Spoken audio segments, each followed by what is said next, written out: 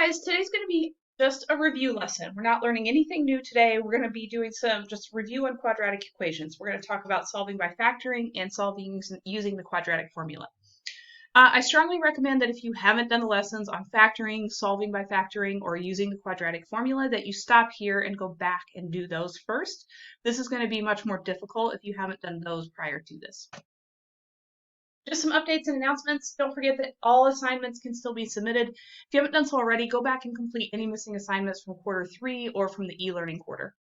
If you have questions, just email me. Don't forget to recheck your email. I'm noticing some people are emailing me, telling me they're having some kind of problem, and then they don't get back to me after I respond for another 3 or 4 days, which is not helping us move forward. Don't forget that office hours are held Monday through Thursday from 11 to 12 online if you need extra help. Make sure that you have out your pencil and paper right now. If you don't, go back and do that. There's not a reason to guess, leave blanks, or write IDK in an answer blank. Email me or attend office hours to get your questions answered. At this point, you should be using, that should say your Riverside email address. Your email is firstname.lastname@riversidehighschool.org. If you are not using that email and don't know how, you need to email me and I can help you set that up. All the Google Forms are going to require you to use your Riverside email address. So if you aren't doing that, you need to make sure you start. Today is not intended to teach you the material. If you're struggling with factoring, solving using quadratics, or solving using the quadratic formula, please go back and complete the previous lessons or attend office hours before you start working on this lesson. All right, so let's talk about some review. When I find the x-intercepts of a parabola, that's called finding the zeros. What I am actually doing when I find the zeros, when we factor or when we use our quadratic formula and we have this curve here, what I am actually finding is where that curve intersects your x-axis. We can find our zeros in one of two ways. We can use factoring, which is where we do our ABC tree, or we can use our quadratic formula.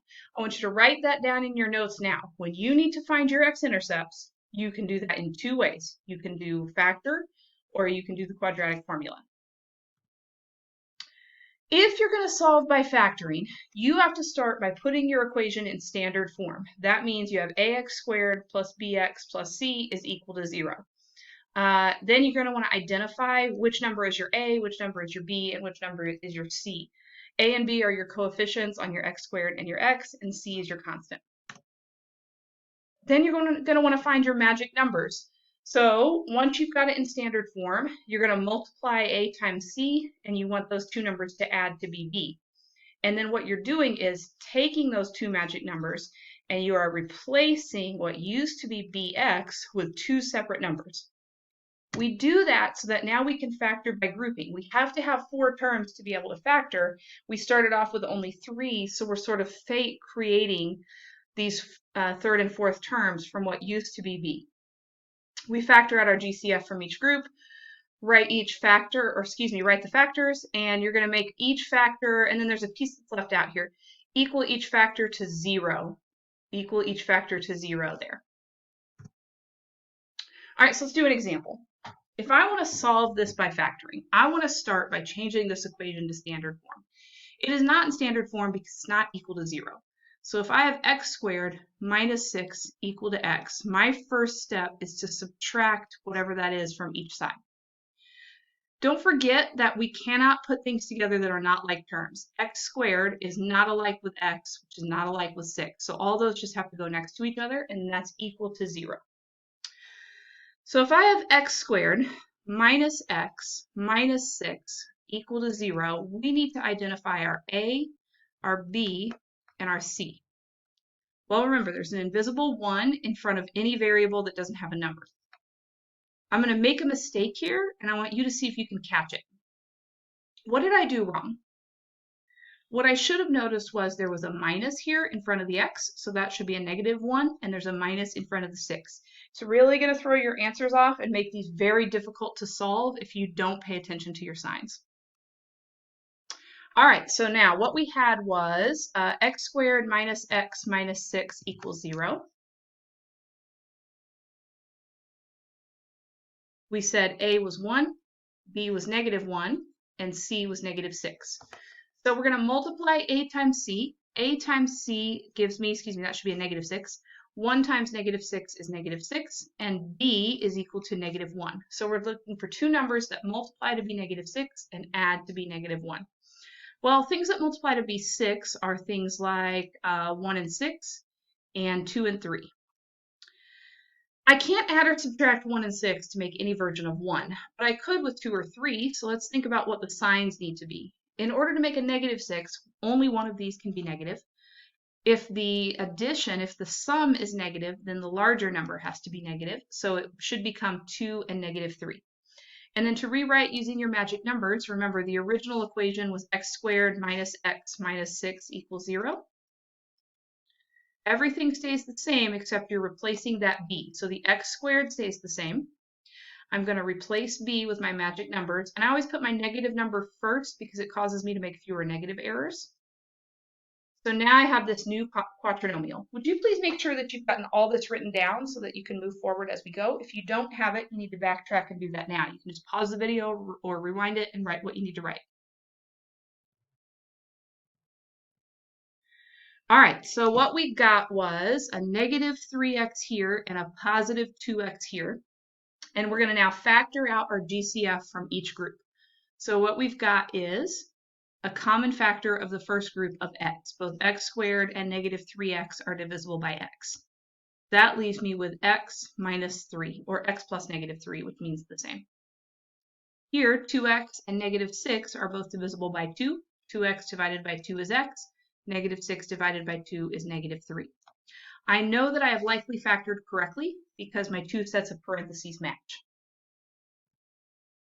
So now what we had was, let's backtrack, we had x plus 2 and x minus 3.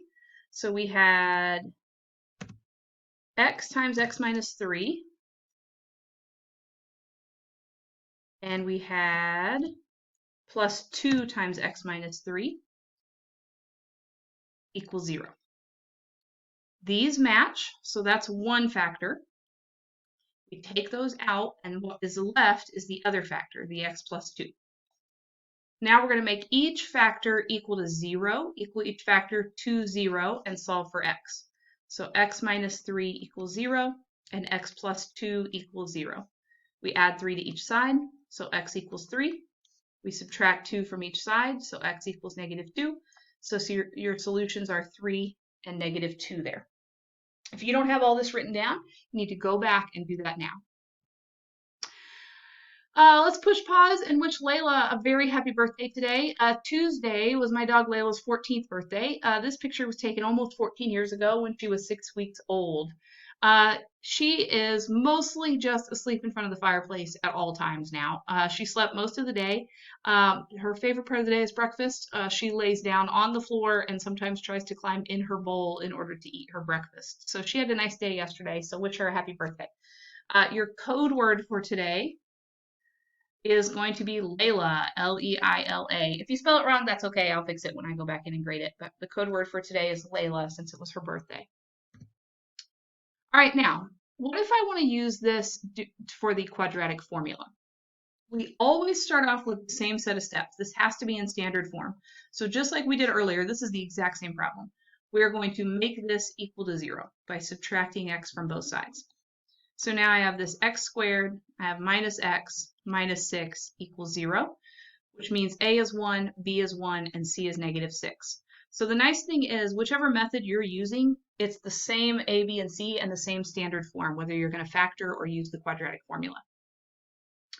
So now I want to fill in the quadratic formula. I want to simplify that quadratic formula and find the x-intercepts. You might want to write these steps down now, and we'll go in and fill these in step by step here in just a second. So if you need to pause the video and write your steps, do that now. All right, so we already changed this to standard form. We said it was x squared minus x minus 6 is equal to 0. We already said that a is 1. We said that b is -1 and c is -6. So now we're substituting in. So I've done it here for you so that you can see the color coding. You need to write down your quadratic formula. You don't have to have it memorized. You just need to be able to use it. Remember we said that a was -1. We said that b was 1 and that c was -6. I'm sorry, I think I got that wrong. Let's back up.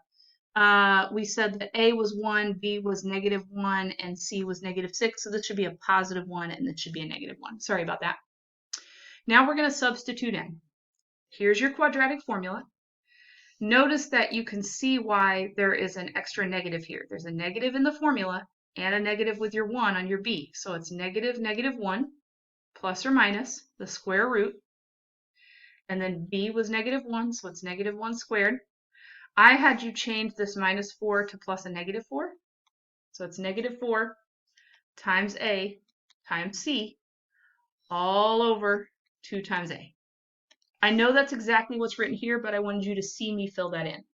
Now we're going to simplify it. I always start by simplifying this. A negative times another negative makes a +1, plus or minus. Now, order of operations says simplify your square root completely before you do anything else. So 2 times 1 just becomes 2. -1 squared is 1. And then -4 times 1 times -6 is +24. I'm not going to divide by 2. I still have a square root, which is a grouping symbol. So that becomes the square root of 25. I'm not going to divide by 2 because I still have the square root. I either need to use my calculator, or if that's a perfect square, then I know what it is. I know that that becomes 1 plus or minus 5 all over 2. Once I do that, I can now split it up into 2 problems. I can make that 1 plus 5 divided by 2, or 1 minus 5 divided by 2. 1 plus 5 is 6. 6 divided by 2 is 3. 1 minus 5 is -4. -4 divided by 2 is -2. You might be wondering why we're adding or subtracting before we divide, since order of operations says division first. But remember, this fraction bar is like a grouping symbol. It tells you to do what's on top first before you divide. Surprise, surprise, when we saw it using factoring, we got the exact same answers, 3 and -2. It doesn't matter which one you use, factoring or quadratic formula. It's up to you. We already went ahead and did step 5 combined here. So our x-intercepts became, when we did step 5, that was right here. Our x-intercepts became 3 and -2. So that's where the curve crosses the x-axis. Great job today. I want you to go back to Haiku, find the link for the quadratic equation review IP, use the video, your notes, and office hours to complete the IP. Make sure you email me with any questions. Don't forget that the code word for today was Layla. Good to see all of you. Keep up the good work.